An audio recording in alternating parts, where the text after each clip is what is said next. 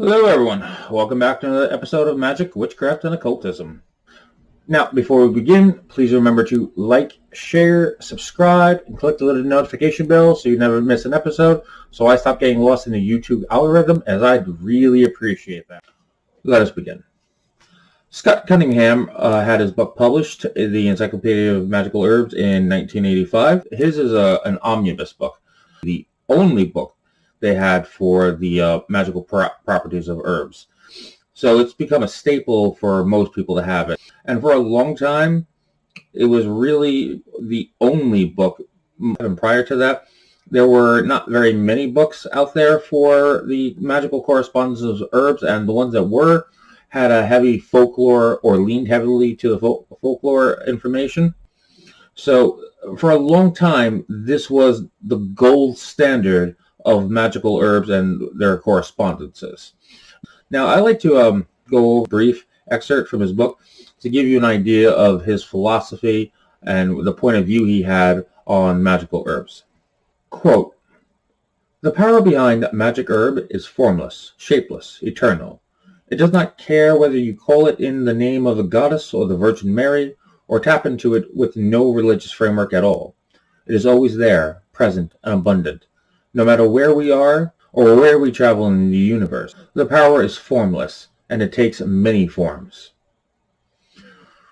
What he's saying there is the power that's in these herbs is from a much older philosophy. It's actually, as far as I know, stems from alchemy. It's the ether and the void. All magical essence comes from the ether and returns to the void. It's a different way of looking at the Big Bang, you might say. What I said in the very first episode, actually, every blade of grass and every grain of sand contains a portion of that power. That's why when we burn these herbs for magic, they work, and they all have specific correspondences to it. Some are male or female, some relate to fire or water or earth or air, or have any number of different correspondences. But this is what he's saying in this quote, that herbs have power trapped inside of them, and we can draw it out by burning them and using them in ritual magic in different ways. And we'll get to some of those ways shortly. Now, I like to go over the cons, and really, there's only one real con to this book, in truth. Now, depending on the herb, that was either a little bit more or a little bit less, depending on how you want to look at it. There's a few herbs in the book that will go over 2 pages, but the pages aren't very large. So that's one of the major problems. The level of detail that goes into the herbs, some are minuscule, almost nothing at all. And others he'll give some actual depth and detail to. And when he does that, it's usually about the folklore, which is not bad, because a lot of the correspondences come from the folklore. It's like giving you an example. But there's really not a lot of true depth to this book in that regard. Why he did that, I do not know. I would just assume it would be how much resources he had, or because of how many herbs he covered in this book. There's not a lot of detail in a book that's this big.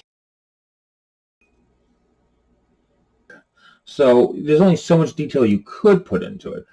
We're going to go over some of the pros, and there are quite a few of them, so I'm going to try to move through this. The first pro that covers 427 herbs. Even the books that have come out recently don't cover that many herbs. So this book is one of the best books on magical herbs, or the correspondence of magical herbs, that you're going to find. And its lasting power or staying power is, in this category, second to none.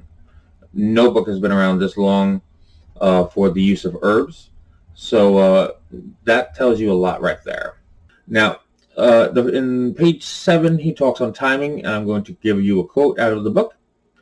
Quote, "The art of timing ritual acts in accordance with astronomical phenomenon.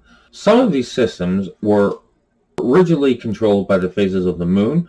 Others took seasons into account, and others still, the stars and the positions were all important."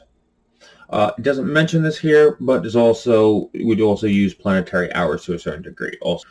A little later in this chapter, he goes on to mention that having the right timing is useful and important, but it's not necessarily everything. You might have a need to cast a ritual now for any reason.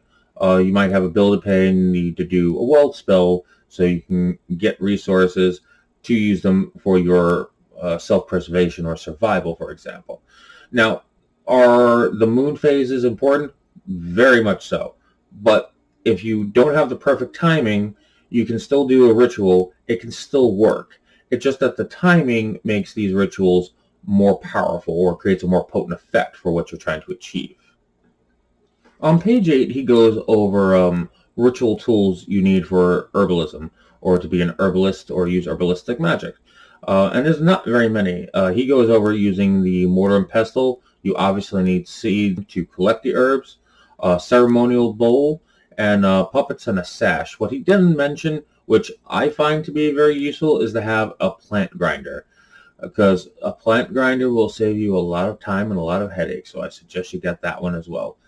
And you could also get the equipment needed to make essential oils, and there's not a lot you need. It can be very simple or it can be very difficult, but that depends on your setup. But I'll do an episode on that eventually. Also on page 8, he goes, page 8 and page 9, he goes into some detail about your altar, but it's not anything you can find in another 100 books. How to set it up, what you might want to put on it for any number of religious reasons or purposes or magical reasons, or whatever is for your tradition or your practice, being a sacred space, the normal things you hear about an altar. So, not that it's not important, but I'm just bringing this up because most people don't. On page 9, he brings up visualization, and he encapsulates the use of visualization and how to do it, and gives you a few examples on how to do it easier. People have trouble learning how to visualize. I know this sounds odd, so I tell people, and I use this one of the same examples he does. Can you picture your mother's face while your eyes are open or closed, or your dad, or your best friend, or your lover, or your children? Something that's really easy because it's very familiar, because you know it. So that's how you want to be able to do it when you're trying to visualize whatever you're trying to manifest for your rituals, by knowing that you already have it. Don't see it as something that you want to attain. You want to see it as something that you already have and you're using, that you've already brought it to you, not it's coming to you. There's a philosophy to that, which I'm not going to get into, but that's what he talks about in his section on visualization. On pages 9 and 10, he gives what the title or the heading is Other Considerations, and just some things that you might want to do during ritual magic. It really doesn't have anything to do with the actual herbs per se. It's just a piece of advice that he wanted to throw in there, and he didn't want to make a heading for it. Then he gives, on page 10, 11 principles of magic, or his 11 principles of magic he thinks you should follow. On page 11, he talks about enchanting herbs and how to attune them, to basically how to imbue them with a specific intention, or how to re-empower the intention that the herbs do naturally, or how to imbue a bundle of herbs for a specific intention for the specific ritual.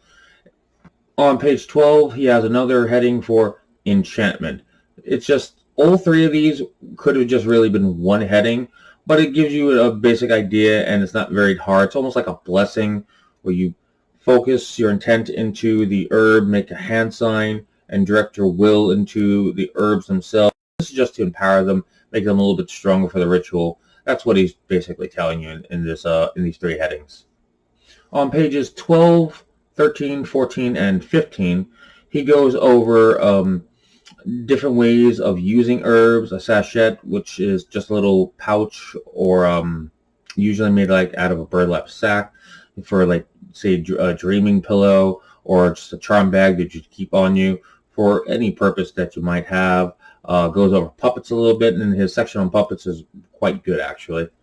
Then he goes into some detail on pages 17 through 20 on how herbs can be used for either protection, love, exorcism, healing, health, hex breaking, fertility, luck, lust, manifestation. This is how the manifestation specifically for how to manifest or conjure spirits, demons, angels, other outsiders. He doesn't put a lot of herbs for that purpose in the book, though. Also, money, and finally, wishes. Those are all the different topics or magical correspondences, or the herbs can be used for these specific purposes that he's going to go over. Then pages 23 to 265 are all on herbs. I'm sorry, I got to backtrack a little bit. On page 24, he goes over some very simple magical correspondences for the planets, the Sun, Moon, Mars, Jupiter, Saturn, etc., and the 4 elements as well. Now we're going to jump to page 269 and 270, and this is where he covers masculine herbs. And then from page 270 to 271, he covers feminine herbs. From page 271 to 273, he is planetary rulers, the herbs that correspond to the planets. He covers the Sun, the Moon, Mars, Mercury, Jupiter, Venus, and Saturn. Pages 274 to 276 are on the 4 elements, or the herbs that correspond to those elements. From pages 276 to 284, he covers magical intentions, all the correspondences to everything he put in the book. And finally, on page 284, he covers colors and their magical uses. And that is it. That's my review for you. So also, please tell me if you liked this episode. Was it too long, too short? Is there something left out that you wanted to hear about? Things like that. And I'll be doing another book review probably next week, and I'll probably do it on symbols. I'm trying to cover one book for the major topics, so you would have a good range of things you could choose from. And please, if you have any books you would like me to do a review on, please leave that in the comment section below, as I'd really appreciate it. So as always, I wish you all the very best luck with your research, and go in peace.